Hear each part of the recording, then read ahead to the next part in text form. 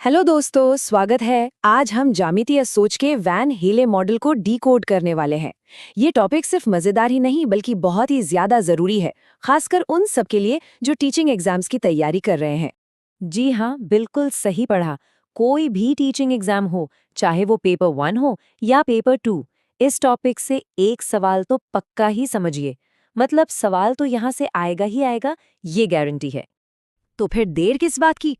चलिए इस super important topic को अगले कुछ ही मिनटों में ऐसा मास्टर करते हैं कि एग्जाम में कोई कंफ्यूजन बचे ही ना। ओके, तो चलिए सीधे मुद्दे पर आते हैं। पियर और डीना वान हीले ने ज्योमेट्री सीखने के 5 लेवल्स बताए थे। देखते हैं कि ये लेवल्स आखिर हैं क्या। तो ये जो ज्यामितीय सोच है ना, इसके 5 बिल्कुल क्लियर कट स्टेजेस होते हैं। लेकिन रुकिए, इन लेवल्स पर जाने से पहले 2 बहुत जरूरी नियम हैं इस थ्योरी के, जिन्हें समझना सबसे पहले जरूरी है। पहला नियम तो ये है कि प्रोग्रेस हमेशा सीक्वेंशियल होती है। मतलब कोई भी लेवल स्किप नहीं कर सकता। ऐसा नहीं हो सकता कि कोई लेवल 0 से सीधे लेवल 2 पर छलांग लगा दे। और दूसरा, और ये बहुत इंपॉर्टेंट है, कि ये लेवल्स उम्र पर नहीं बल्कि स्टूडेंट की सोच, उसकी थिंकिंग एबिलिटी पर डिपेंड करते हैं। तो ये रहे वो 5 लेवल्स। ध्यान रहे, इनकी शुरुआत 0 से होती है। लेवल 0 है विजुअलाइजेशन यानी चाक्षुषीकरण।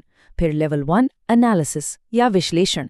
लेवल 2 है इनफॉर्मल डिडक्शन यानी अनौपचारिक निगमन। लेवल 3 फॉर्मल डिडक्शन या औपचारिक निगमन। और आखिर में लेवल 4 रिगर यानी दृढ़ता।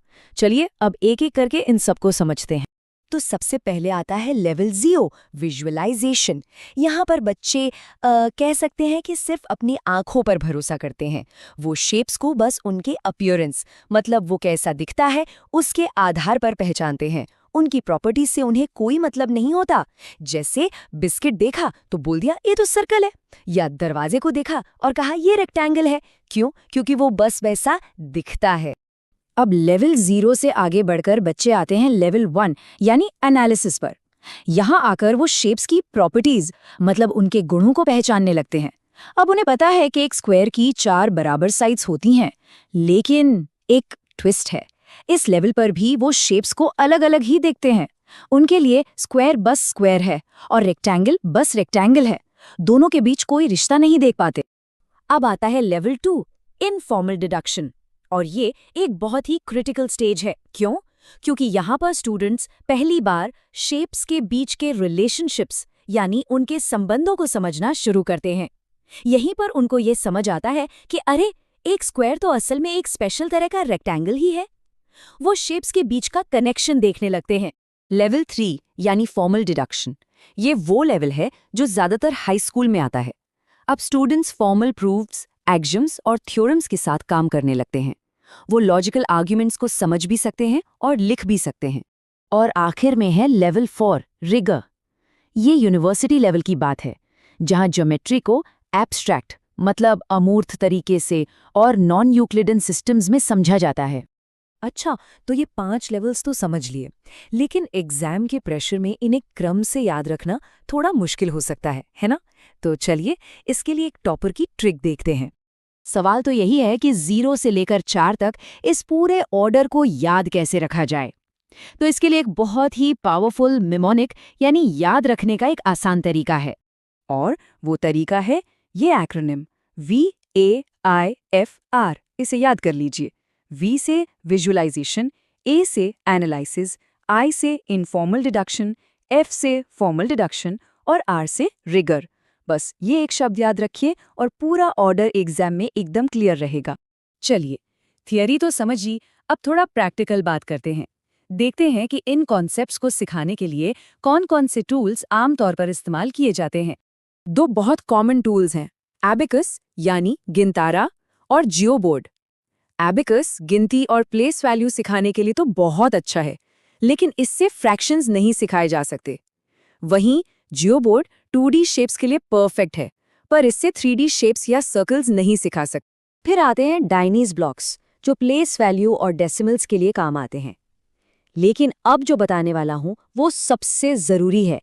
जब भी दशमलव गुणा यानी डेसिमल मल्टीप्लिकेशन सिखाने की बात आए तो ग्राफ पेपर को सबसे अच्छा टूल माना जाता है। ये पॉइंट जरूर याद रखना। ओके, तो थ्योरी भी हो गई, टूल्स भी हो गए। अब वक्त है अपनी नॉलेज को परखने का। एक छोटा सा क्विज हो जाए, इससे कॉन्फिडेंस भी बढ़ेगा। पहला सवाल, एक बच्चा कहता है ये चपाती तो सर्कल जैसी दिखती है, बताइए ये वैन हिले का कौन सा लेवल है? सोचिए, बच्चा शेप को किस आधार पर पहचान रहा है? बिल्कुल सही, ये है लेवल 0 विजुअलाइजेशन। क्यों? क्योंकि फैसला पूरी तरह से दिखावट पर आधारित है। अगला सवाल, और ये बहुत जरूरी सवाल है, किस लेवल पर एक बच्चा ये समझने लगता है कि सारे स्क्वायर्स रेक्टेंगल्स भी होते हैं? ये शेप्स के बीच के रिलेशनशिप की बात हो रही है। सही जवाब है लेवल 2 इनफॉर्मल डिडक्शन। याद है ना, यही वो स्टेज है जहां स्टूडेंट्स शेप्स के बीच कनेक्शंस बनाना शुरू करते हैं। चलिए अब हमारी टॉपर ट्रिक को याद करते हैं। VIFR में ए का मतलब क्या है, वी के बाद क्या था? और जवाब है एनालिसिस, जो कि है लेवल 1। बहुत बढ़िया। तो इस पूरी जानकारी के साथ अब वो जो एक गारंटी वाला सवाल एग्जाम में आने वाला है, उसके लिए सब पूरी तरह से तैयार है। All the best.